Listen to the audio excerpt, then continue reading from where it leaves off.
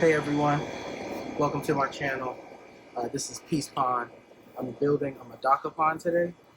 I have been scrambling all day. Me and my wife have been running all day, buying all the supplies that I need for this pond. So I have had a set of Medaka that I bought from Jackson out in California, the Medaka layer on Instagram. Shout out to him. He hooked me up. I've been raising Japanese rice fish for 2 years. Last year, I kept them over winter. I had them over the summer, and I had an insane explosion of probably 150 babies. So I have a significantly smaller amount now, but I wanted to build them something bigger than the previous enclosure to house them. So that's what today was all about. So I made a few stocks today. I bought a few different types of plants that I'm going to use. I'm going to be setting up this 110-gallon tote here. So this I bought from Tractor Supply. It was like $100, not very expensive, and it's got a water seal plug, nice and easy. Everything will be tucked away in there. I'm probably going to turn it around so the sticker's not on the side. But I just wanted a space in my backyard to view my Medaka, have something, put you in touch with nature. We don't have a whole lot of space here, but what we do have, I want to use. So I bought some different plants that I'm planning to use. I've got creeping Jenny that I'm planning to plant in the bottom with the substrate. I'm going to do an organic substrate with sand capped over it, kind of like a wall set or father fish style setup. I do have a water lily that I'm going to replant out of this pot. I bought a planter today, but they're not quite big enough for this, and I think when I replant this, I'm going to set it up in a new setup, replant it so that it's got what it needs. I've got some water hyacinth that I'm going to be planting as well, and a bunch of other plants like pennywort,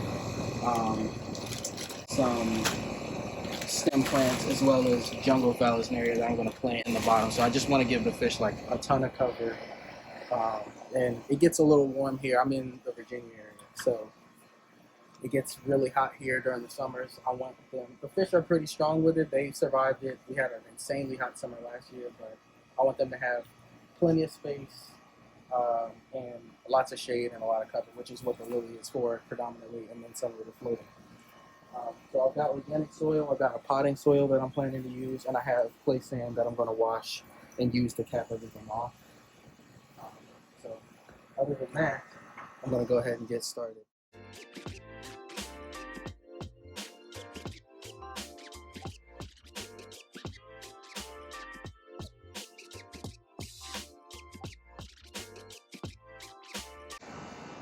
I'm trying to break up any clumps that are in this. So I only want like an inch or so of substrate in this. So putting most of this potting soil in. There's not going to be a crazy amount of plants in this pond, but they will. The ones that I do have will propagate and make more. So I want them to have a decent substrate so that I don't have to come replant. But I also don't want too many organic pieces of chunks of wood or anything like that floating up. There's a few pieces of that in here, but I've got enough sand to cap this that I'm not really worried about it leaching out. And anything that does, I'll clean.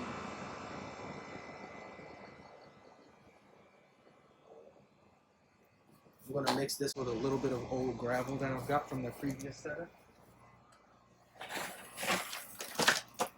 A lot of this will have dormant bacteria in it from their previous setup, which is good for the fish. It's old, it's really old now, but it'll be good for the water, good for the setup, and it'll help the plants get strong roots down inside of all of it.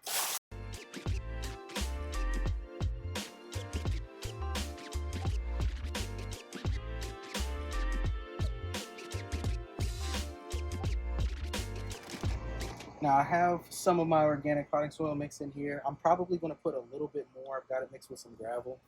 I probably will put a bit more, but in the meantime, I want to try to cap some of this off with this potting plant media. This is like a pond soil, more clay-based. It's not going to have too many organics in it. It'll be better to keep the water clear, but the plants can still get nutrients from it. So we're going to mix some of this in with this. I'm also going to be using this predominantly when I repot the lily that I'm planning to plant in here. So the water lily will be in this in a grow bag. But for now, I'm just going to add it to the substrate.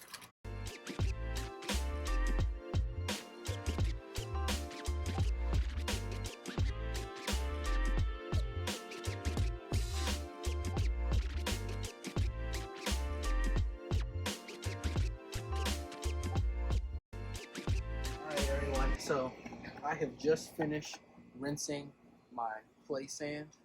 Bought it from Walmart. It's dirt cheap. You can get it for a couple dollars a bag. I bought 2 bags. I think that will be enough. If not, we'll cut and I'll go get some more. But I think it should be good. I'm gonna cap all of this soil over with this sand as much as possible. You really want to have like at least an inch. I'm probably gonna be close. If not, I will have to do more. But either way, it only took me like 10 minutes to rinse this sand. I'll just do the same thing, rinse it out, put some more in, and I think we'll be good to cover all of this up and get our plants in.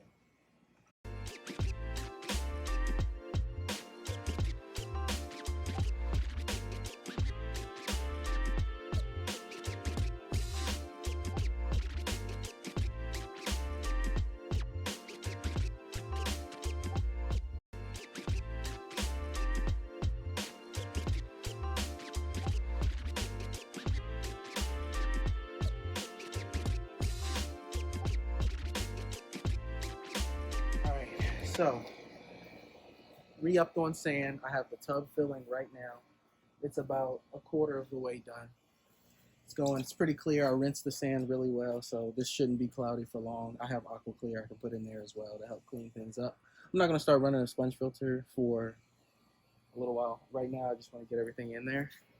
I have this 1-year plant fertilizer that I'm planning to use on the water lily, which is going to be going in. I have to buy a new planter for this, but in the meantime it's just going to go in as is. I'm going to let it float. These leaves on the lily will grow to the water surface even though it's shorter than the surface, so they will catch up and grow to it eventually, but right now I got to get a bigger, wider grow bag for those, so that'll be coming up. In the meantime, I'm going to put some of this 1-year fertilizer in a grow bag with some of the other planting, the pond soil, and I'm going to repot this rain lily that I'm going to be planting in there. This apparently comes back every year. It'll die off in winter and come back in the spring. So we'll see how that goes. If I need to repot it next year, I'll do that. But looks nice in the pictures. I'm looking forward to it. Hopefully it'll flower up. Maybe by the end of the year, most likely not. It'll probably be next year, but it'll be a good addition. Put some shade over the pond. So I'm going to mix this, a good portion of this, with this plant soil, this pond soil. I'm not going to use all of this because I do want to use this for the water lily. But we're going to put a good amount in there. This is very like a heavily clay-based substrate. It's like very clumpy. It feels kind of like Play-Doh, some of these clumps. So there's not going to be a lot of stuff floating around in the water. This will be like the perfect thing to add for our aquatic plants. I have this mixed into the base substrate in the bottom of the tub, along with organic potting soil, but it's capped over a really thick layer of sand, probably an inch and a half. So none of that's going to be leaching out. And the fish will. I've kind of loosened up the roots for this rain lily, mixed it in with the pond soil. I put about a teaspoon of this fertilizer in. This will be good for the whole year, maybe even a little longer, to be honest with you, with this organic soil. And then I'm going to cap this off with gravel to keep some of the dirt from leaching out.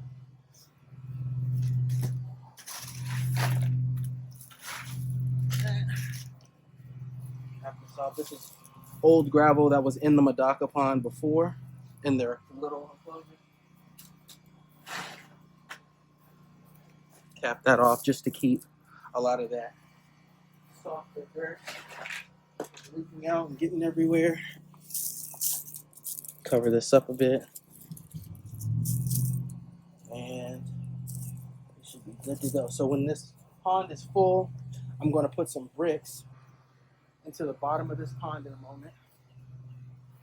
I'm going to stack it up till it's about 2 to 3 inches away from the surface. And then I'm going to put that grow bag on top of those bricks so that it can be near the surface. That's not a submerged plant, so I want to make sure that I don't completely cover it in water because it will die. It needs to be like on the outskirts. So we just want the roots wet, and it'll be partially immersed, and then the rest will be submerged. My other plants that I have, if you want to take a look. Don't worry, this is changing. The water, all of this is going to be different. These fish will not be in here any longer. But you can see my Medaka down here.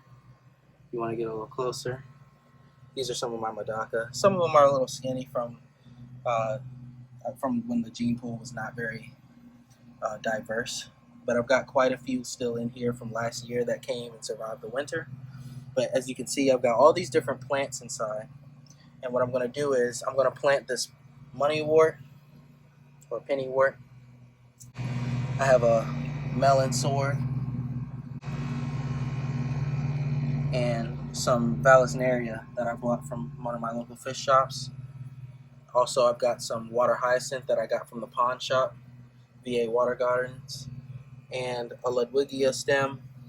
This, when I plant this in the substrate, is going to grow into several more plants. So once this gets established and gets a good root system going, I will clip this at the top and replant the stem. So I'll probably clip it around here, replant about 6 inches of this plant, and it'll grow into another plant. Okay. All right, this is a ball of Lewigia that I got from the fish shop as well. This is actually a Tropico 1-2 grow cup. I rinsed off all of the gel that was on the bottom of this. I'm gonna just let this float in the pond. This will grow into a big mat. The fish will like to hide underneath it. Apparently there was some duckweed mixed in with the plant, so that's going to be in my pond, of course. Once that's in, there's no getting rid of it. But most of these plants will be planted in the substrate. This creeping jenny will also be planted in the substrate. I didn't know that creeping jenny actually can grow underwater, but it can. Usually you see it on the edges of people's ponds, but I saw it recently in someone's aquarium, completely submerged, and it was growing. So I'm going to give it a shot, see how it does outside. I know creeping jenny comes back every year because I used to plant it in my garden when I lived with my family, and it took over our entire front yard. So it doesn't go away. It's not easy to kill. So it's going to be a good plant. I think it's going to be good once it grows. It'll probably make a carpet across the bottom of this. But once this is done, we'll come back and I'll show you what the final plant is. All right, guys, we're back. Tub is full. Unfortunately, the hose slipped and knocked a little bit of the substrate loose, and some of the stuff got out. Some of the organic stuff from the bottom. I netted out a lot of floating bits. There's still quite a few that I'm going to net out. I'm going to kind of let this overflow a bit too. Everything in this backyard is not fully level, but it'll be fine because some of this water will evaporate, and I'm going to drill holes in the side for overflow so that it doesn't run over and the fish won't run over. Outside of that, I've got this Fritz Zyme Turbo Start. This stuff is concentrated nitrifying bacteria. It was refrigerated. I bought this from Splashy Fish up in Springfield, Virginia. If you ever in that area, check that store out. They got a great selection of nano fish. But I'm going to pour some of this in. It's safe for up to 5 times the dosage, which should be good considering what's going on here with with the water quality. So we're going to let this go. I'm going to start getting some of the plants in, and we'll be letting this set overnight. Hopefully a lot of this stuff settles. Some of the organics will still be floating. I'll net some more of those out, and we should be good to go. I've got all the other plants sitting in there with my fish. I'm going to start pulling those out, plucking them down into here, and I'm going to get the water lily set in as well, and then I'm going to get the bricks laid so that I can set my rain lily on top of that. So for now, I'm going to go ahead and dose this. 1 ounce per 50 gallons. This is a 100-gallon tank, so I'm probably going to just give this a good dosing. It's good for 5 times the dosage. This should be more than enough. I'm also, I already added some of this, but I'm going to add more and then redose this. But nitrifying bacteria will die if you don't have the chlorinator in your water. So this is API's Aqua Essential, the good stuff. If anybody's ever used this, you know it's really concentrated. It's really good for large aquariums, small aquariums. The API Aqua Essential. It's kind of milky looking when you first pour it, but this will kill all of the chlorine and chloramine that's in here.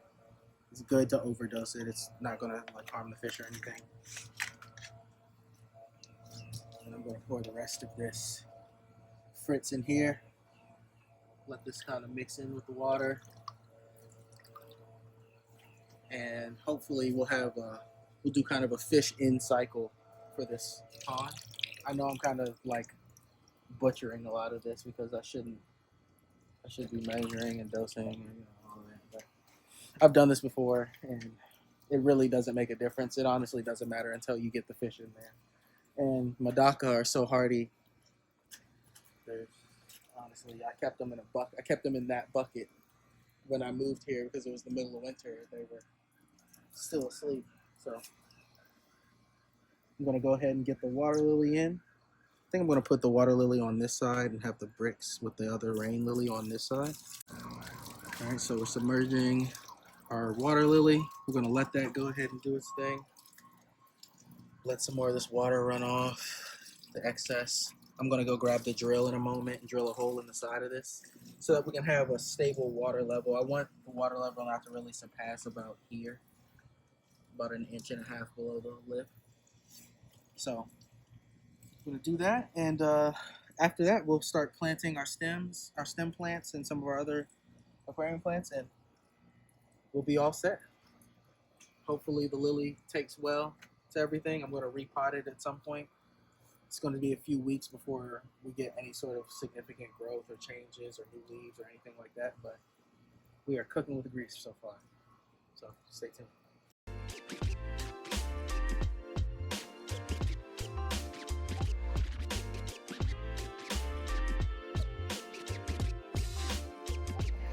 We just hosed off our bricks, and now I'm going to lay these in and stack a few so that our rain lily can be immersed in the water.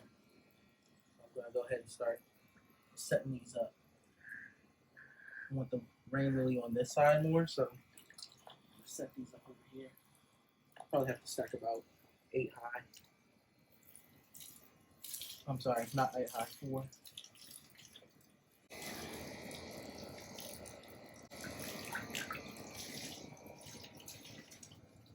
So maybe a bit more. It's a pretty tall tub, so you definitely want to make sure you can get enough height for any of the plants that need to be lifted really high out. I may add more next year, but I'm not sure. I'm probably just going to clip certain plants to the side that can grow in here. We'll see. I haven't decided yet. Do one more set.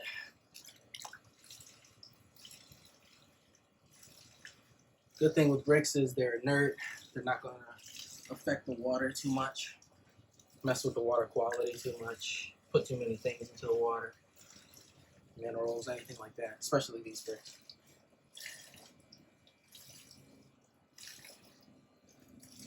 All right, and we're going to get our rain lily in.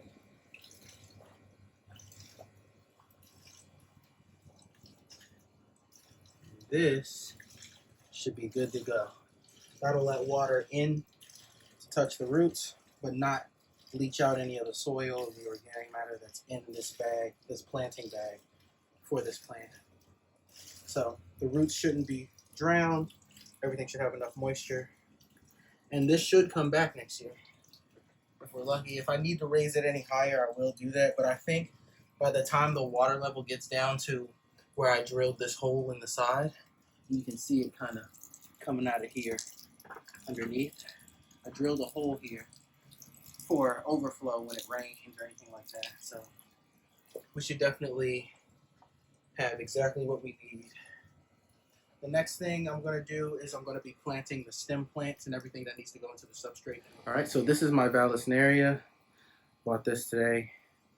See, it's got decent root structure. Some of them are already giving off runners. What this plant will do is it'll give off runners that'll run off the side. plant themselves and start growing roots into the substrate, like these ones on the side here. And then basically a new plant will be established. It'll eventually separate from the mother plant and do it again. So it'll continue to keep doing that. So I'm going to plant these into the substrate in the bottom of the pond now and just put them in various spots. These will grow as long as you let them. So I'm hoping that they grow nice and long and kind of drape over the top, give the fish a good amount of cover.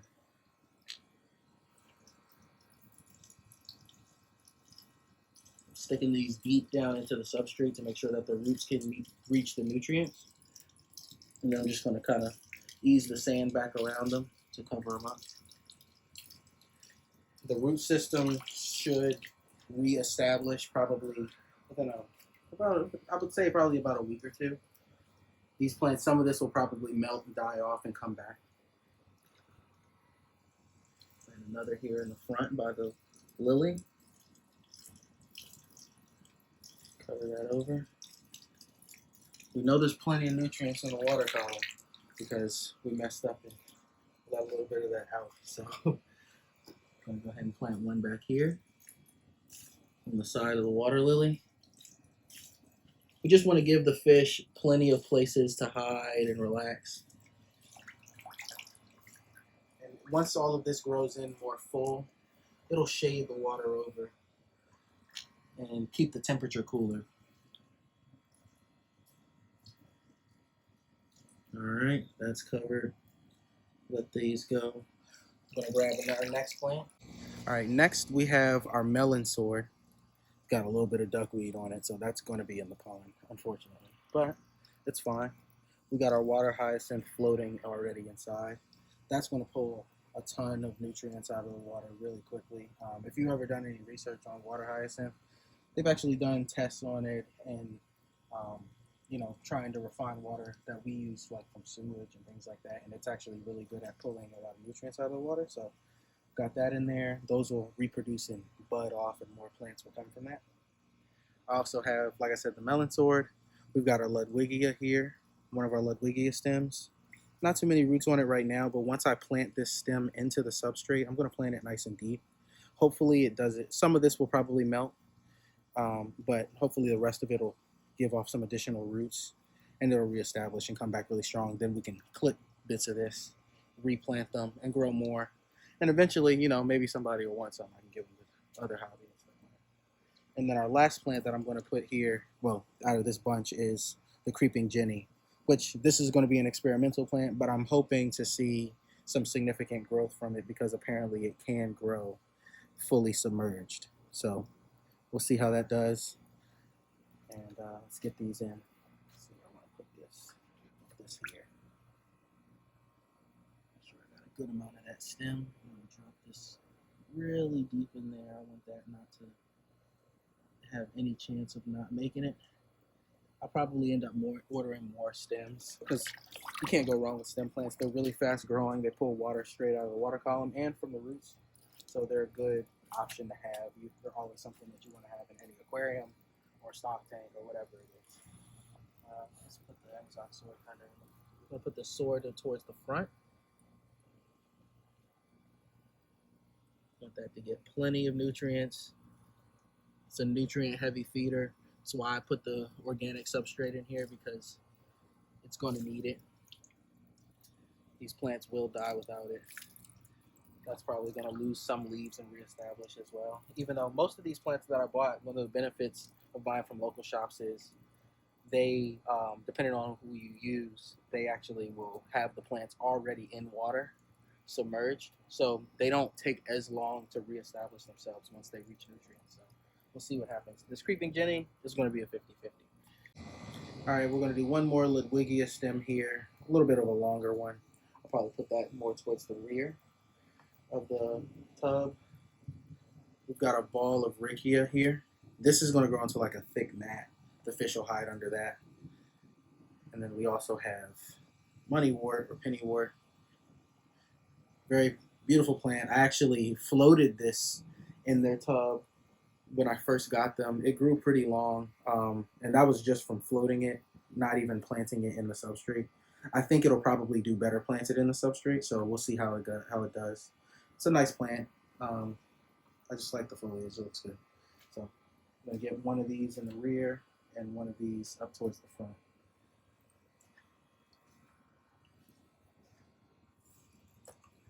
Stick that down into there.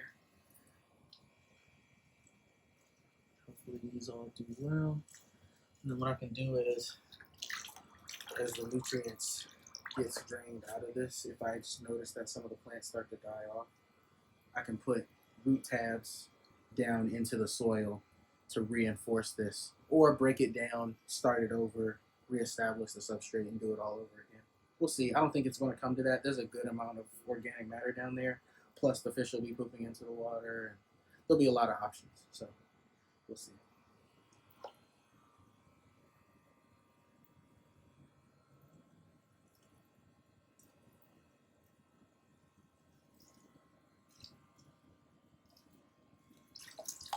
This last Lewigia stem I put back here.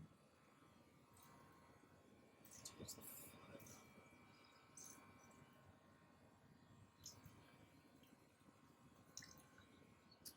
All right. And so that is our pond for now. We're gonna let this settle overnight. I'm gonna net out some more of these little organic bits, some of this floating stuff.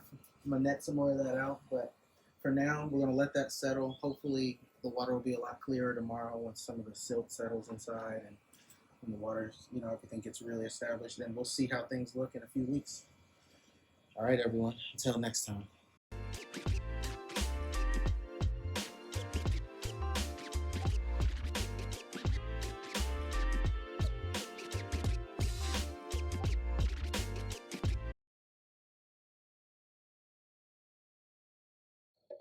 All right, everyone.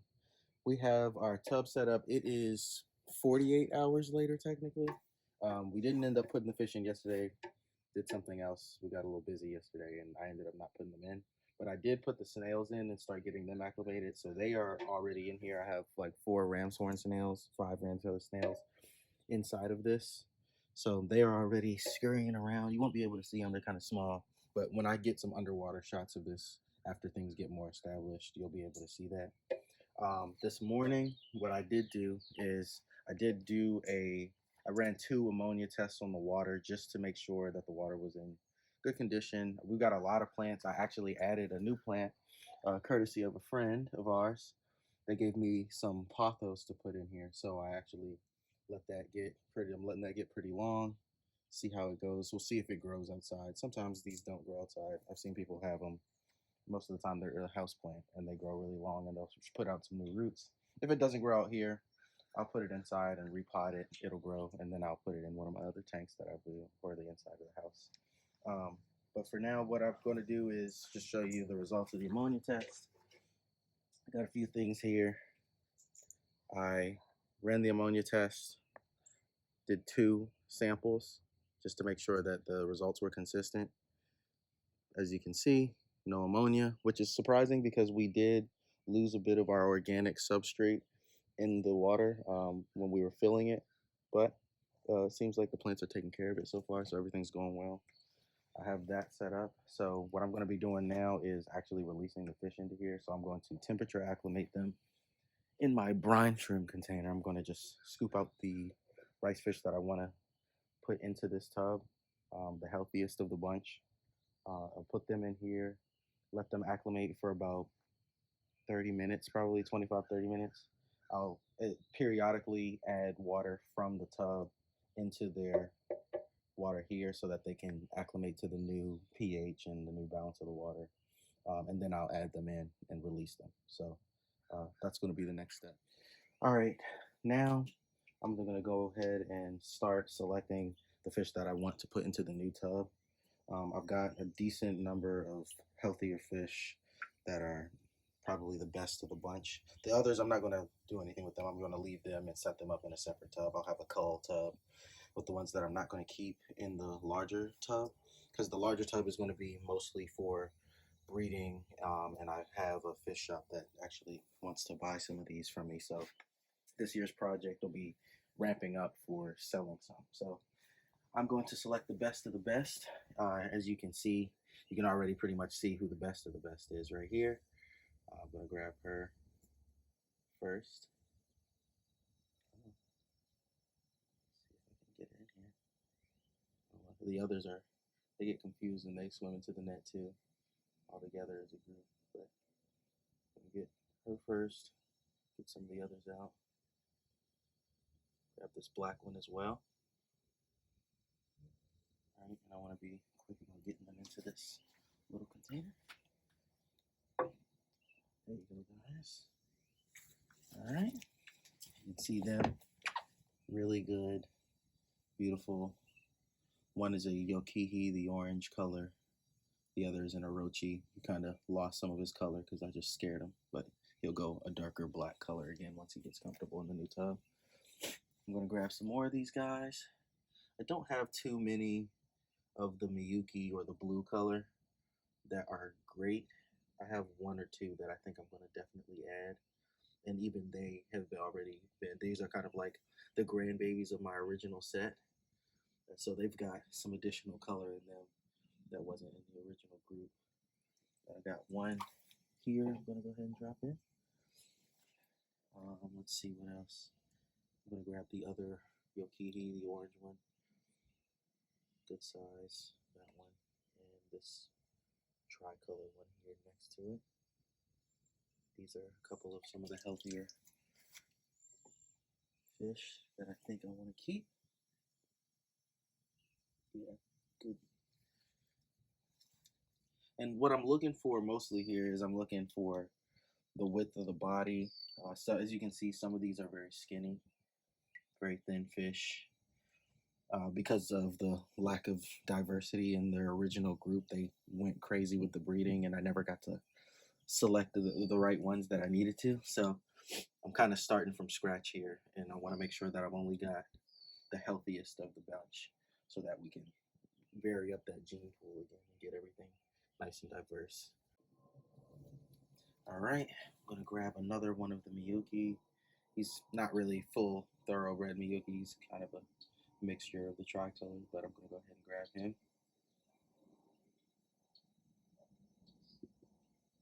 Come on. Got one extra in here that I don't want. Grab that one out. It's a juvenile, it's little.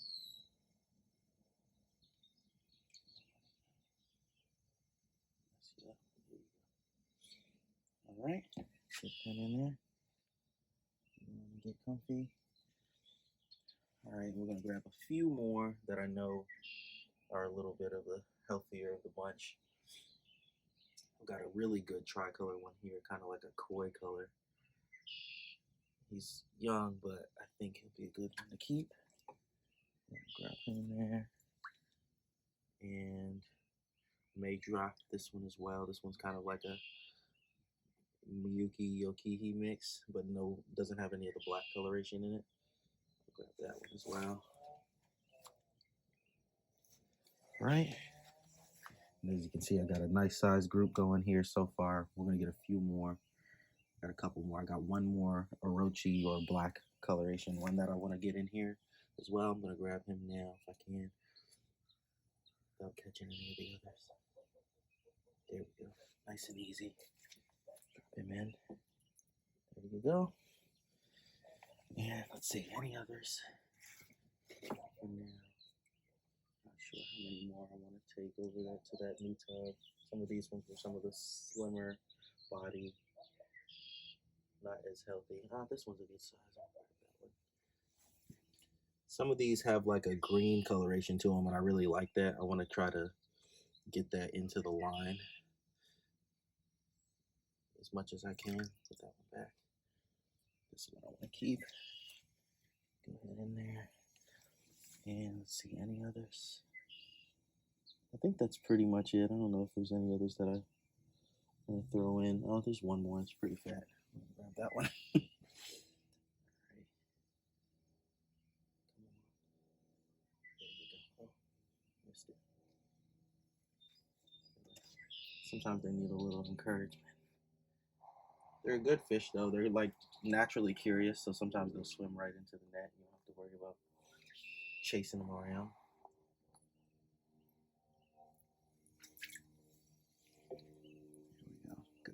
in there. Yeah, I think that's about it. Got a good group. Nice diverse group now. Put this net down. Take a look. The fatter of the bunch is one of the females, obviously. The males have a longer fin underneath. And I should get more additional videos of this at a later point. But as they mature, the males will grow long fins underneath the tail. And the females will grow rounder bellies. And they'll spawn like every other day once we start to get some consistently hotter weather. Once the temperature kind of stays closer to the 80s almost every day, they'll start to spawn in the mornings. I'm going to put their spawning mop in here. I'm going to get a new spawning mop as well. But put a spawning mop in here. They rub the eggs off. They'll rub them on plants inside of this as well. And then we'll just have a bunch of babies. I'm going to get a floating fry basket so that they can stay in the same water with the parents. And then we'll be good to go. But for now, I'm going to go ahead and temperature acclimate these guys. All right. So we're going to go ahead and temperature acclimate these guys. I'm going to just kind of hang this over the side here. Let the water temperature kind of match up, even though they're already close because they're both outside in the same area. But this one is out in the sun, kind of, even though it's cloudy today. So I just want to make sure that they get a good opportunity to get more balanced. I am going to pour this water in from their old tank in with this because it'll just add additional beneficial bacteria into the water. Even though we're doing well, we don't have like high ammonia levels or anything, but I just want to reinforce this as much as I can. The plants seem to be acclimating okay so far. I'm not seeing any significant die off or anything like that inside of the tub. If you want to take a look here, this is one of the snails. He's swimming around on the top. Snails are interesting because they can kind of like walk on water in a way. But yeah, so those will start reproducing like crazy. I'll have probably hundreds of those probably within a few weeks. But we are good for now. I'm going to drip some additional water into this from the new tub so that they can start getting used to this water. These fish are really hardy, that like I talked about before. They're not an easy fish to kill. They do really well outside. They live longer if you keep them outside as well. I'm gonna go ahead and add a couple pipettes of this just so that they can start getting used to the new water. I'm not making a fuss about the duckweed. Duckweed will get a lot more of the ammonia out of the water and all of the nasty stuff that we don't want that would kill the fish and stress them out. So I'm going to let the duckweed grow in here. And I'll just be scooping it out like everyone else does. Other than that, we're going to let these guys acclimate for a little while, get comfortable. Once they get comfy, I'll release them into the new pond, and then I'll feed them a little bit just to kind of help set them up and let them relax. They'll be in shock, kind of getting used to the new environment. So, but we'll see how they do, and then we'll be ready to go. All right, we're about 20 minutes later. Fish have been sitting here acclimating. The water is already similar in temperature. That's just shaded in their old enclosure, so this is already pretty close. I didn't think it was going to take too long. I've been coming by, adding additional water from the new tub into here so that they can get balanced. I'm going to release them now into this new tub so they can start exploring and getting used to everything. I want them to be in here as well because they'll start producing waste, which will be good for the plants that are already in here because there's not like a ton of fish in here yet. So I'm going to need a decent amount of waste. I may end up having to fertilize some of this water as well at certain points, just so that the plants don't start to die off or from a lack of nutrients like the ones that are pulling water from the water column. So we'll see how things go. But for now, we're going to get a shot of us releasing our Medaka into the pond. Hopefully they like it. All right, guys. Come on out. Little encouragement will get them out of there.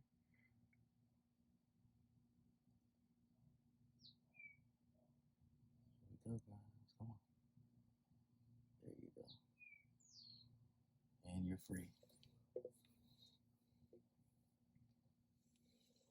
And they are good to go. That is going to be an excellent place for them. They're going to love it in here. You can see them already schooling around and swimming and getting under the plant cover. I'm going to go ahead and feed them as well.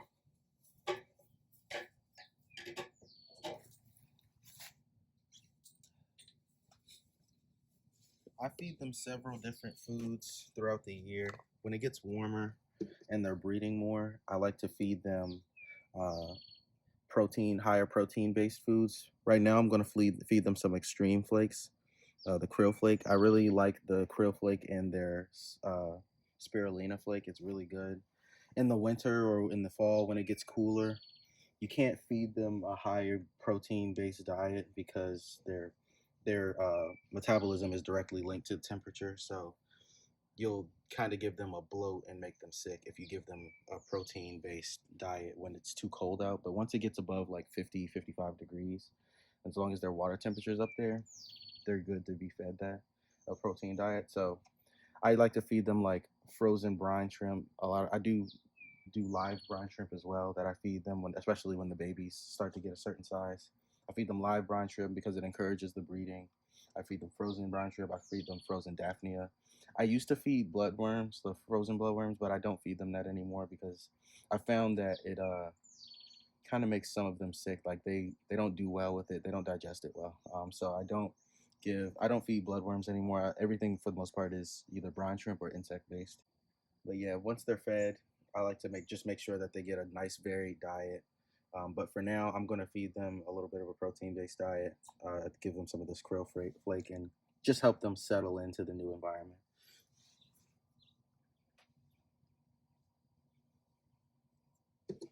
This krill flake is really good. I even feed it to the new babies, the fry. Like when I get them, they're really small, but once they get to a certain size, I crush this down in a mortar and pestle down to like a dust or a powder, and I drop it in with them, and they even eat it even when they're really small. So it's a really good flake. It helps them grow and put on some good weight at a quick pace. So I like it. I like to feed this to them. They're already eating, so I guess they're getting comfortable now. The snails are already in there, so they'll have little buddies to fool around with for a little while. Eventually, we don't know, maybe we'll end up getting some frogs in here that'll stray in, but for now, everything's set up the way that I want it. We'll see how things progress, and we'll keep you updated as things go along. But this is my DIY Medaka pond. Thanks for checking us out. Like and subscribe, and we'll see you next time.